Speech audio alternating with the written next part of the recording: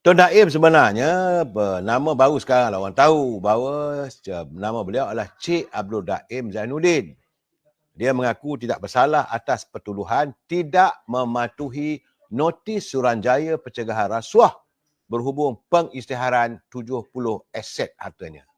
Sebab itu saya katakan secara para petugas kita, mereka yang bertugas dalam bahagian penguatkuasaan undang-undang, cekap apabila Suruhanjaya Pencegahan Rasuah dapat mengenal pasti 77 lagi.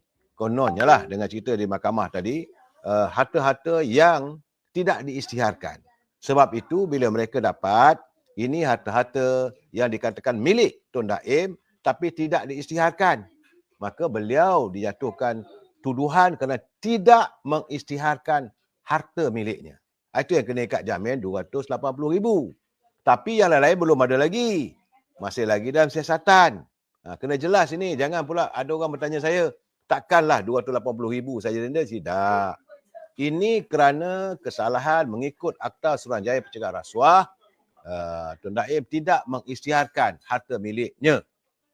Kesalahan itu dilakukan di Pejabat SPRM Putrajaya pada 13 Disember 2023 mengikut Seksyen 36 dalam kurungan 2 di bawah Akta SPRM 2009 yang memperuntukkan hukuman penjara maksima 5 tahun dan denda sehingga RM100,000 jika sabit kesalahan.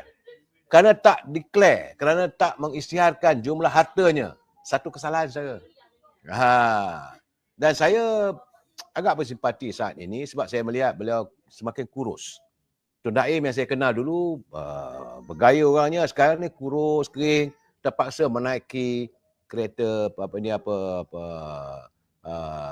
kereta sorong lah. Terpaksa naik yang disorong oleh isterinya. Nampak gayanya itulah keadaan saya. Kalau dalam keadaan begitu, kalau punya harta berbilion-bilion pun dah apa nilainya. Lebih-lebih lagi saya terkejut kerana melihat wajah Tun Daim yang tidak seperti dahulu. Beliau kini mengalami masalah apabila sebelah matanya sudah pun dikeluarkan. Mana tak ada mata sebelah. Jadi Tun Daim cuma tinggal sebelah mata je saya. Sebab itu walaupun dia hadir dengan makai kot hitam sebagainya, tapi menurut peguamnya, kerana beliau mengalami serangan kencing manis. Aduhai. Saya tak tahulah. Kabarnya saudara, antara beliau Tun Daim dia jadi Menteri Kewangan daripada tahun 1984 sehingga 1991, iaitu 7 tahun. Dan didakwa dengan sengaja memberikan satu pernyataan bertulis dengan bersumpah yang tidak mematuhi terma notis di bawah Seksyen Akta Suruhanjaya Pencegahan Rasuah pada 8 November 2023 yang dihantar kepadanya oleh pegawai SPRM. Kesemua harta-harta terbabit yang katanya tidak diisytiharkan termasuklah 6 kereta, iaitu Mercedes, Benz, Jaguar, Austin Morris, Rolls-Royce, begitu juga 38 syarikat. Antaranya syarikat Ibu Kota Development, Menara Ampang dan Avilion Berhad, iaitu 25 hartanah dan tanah di bawah syarikat milik syarikat yang dia ada berkepentingan di Kuala Lumpur, di Ampang, di Raup, di Pahang, di Kuala Muda, Kedah, serta akaun amanah saham nasional. Nilai tak disebut saya. Sebab itu beliau didakwa mengikut Seksyen 36 dalam kurungan 2 Akta Suruhanjaya Pencegahan Rasuah kerana tidak mengisytiharkan harta miliknya. Jangan salah sangka saya, jangan buat kesilapan. Setiap orang apabila diminta mengisytiharkan harta mereka oleh Suruhanjaya Pencegahan Rasuah, dia kena declare.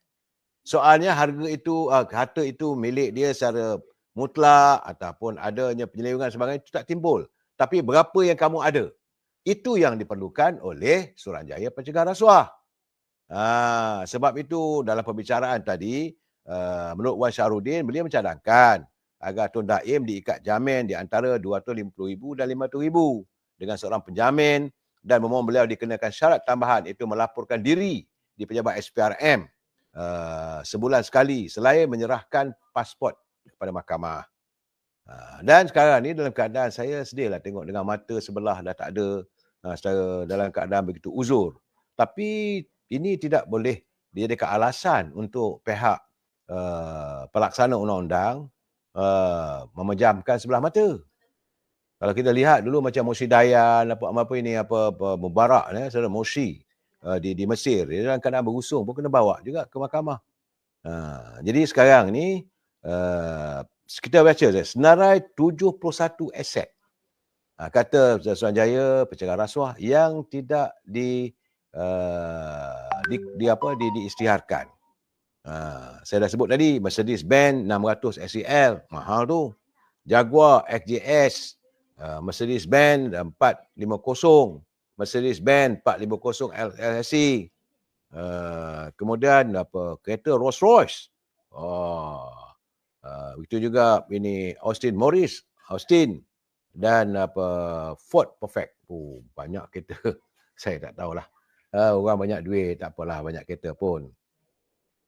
Ya, saudara Mak Sepana, kebenaran terus keluar satu persatu. Itu jelas. Jadi Abdul Manap Ahmad dia kata kalau hasil berbilion pun tapi tak berkat nak buat apa. Itu jangan kita jatuh hukuman. Jangan kita jangan jatuhkan hukuman. Apa yang dilakukan oleh SPRM adalah untuk melihat apakah ada elemen-elemen yang bertentangan dengan undang-undang.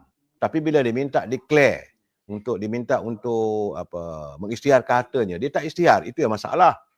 Akhirnya dia dibadapkan ke mahkamah hari ini kerana tidak, sekali lagi saya ulangi, kerana tidak mengisytiharkan hartanya. Termasuklah syarikat, ada 38 syarikat, Syarikat Ibu Kota Development, Maya Seni Holdings, Menara Ampang, Dream Cruiser, Land Belt Corporation, Kenari Teliti, FNQ Advanced Materials dan Berhad, Kota Tandop Development. Ini di Kedah kalau di Tandop ni saya.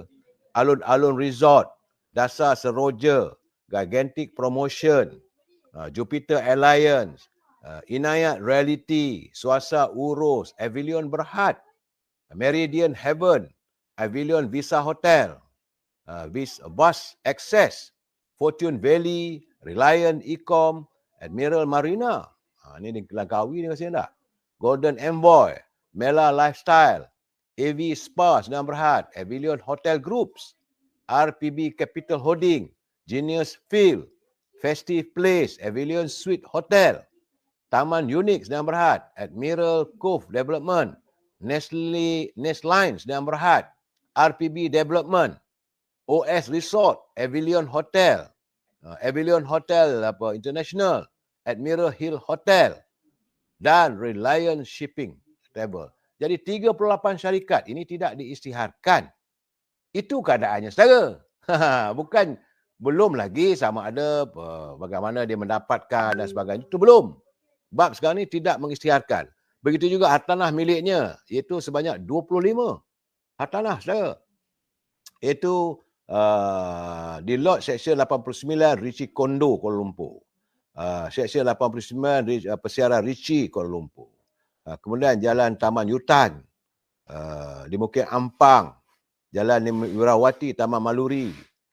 Begitu juga Mukim Trust di Raup, beramat di Rompin House, Bukit Fraser.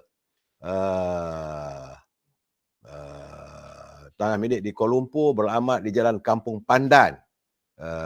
Begitu juga di Jalan Kolam Air, Taman Melawati. Saya ingat tak Jalan Kolam Air, Taman Melawati itu rumah dia rasanya saya. Hak milik Geran, Seksyen 63 Mukim Kuala Lumpur di Kuda Lari. Itu memang mahal lah kalau Kuda Lari itu tanah tu. Persiaran Richie, Desa Palawan. Begitu juga di Scoffin House. Hak milik, banyak saudara. Satu persatu nak dicerita setengah jam tak habis. Jadi retinya dia kena declare. Tapi saya menghormatilah Suruhanjaya Pencegahan Rasuah. Mereka begitu teliti dapat melihat adanya harta-harta hartanah milik Tun Daim yang kita pun tak tahu saudara. Contoh macam AV Pangko Beach Resort di Jalan Pasir Bogak. Saya pun tak tahu. Saya orang Perak, orang Lumut saudara pun tak tahu. Begitu juga dengan Admiral Marine Resort, Admiral Marina dan Leisure Club di Sirusa, Negeri Sembilan. dan Jalan Camellia di Tanah Rata, Cameron Highland, Avilion, Jalan Pantai, Port Dickson, Avilion, Third Mile, Jalan Pantai, Port Dickson, Suite, Menara Mutiara Bangsa, Jalan Liku di Bangsa, saudara. Oh, banyak. Itulah keadaannya. Hashim Atan, sumpah laknat Datuk Seri Najib dah mengena wallahu a'lam bisawab. Jangan jatuhkan begitu, saudara. Saya tidak bersetuju untuk kita menyatakan sesuatu yang di luar kemampuan kita. Memang kita mengakui bahawa Datuk Seri Najib pernah melakukan lafaz, sumpah laknat kerana beliau dituduh dan ambil naya. Itu terpulanglah antara Allah SWT dengan beliau. Dan hari ini juga saya dipahamkan bahawa Suruhanjaya pengampunan mengadakan bersidang dan saat ini belum lagi saya dapat tahu apa beritanya, saudara.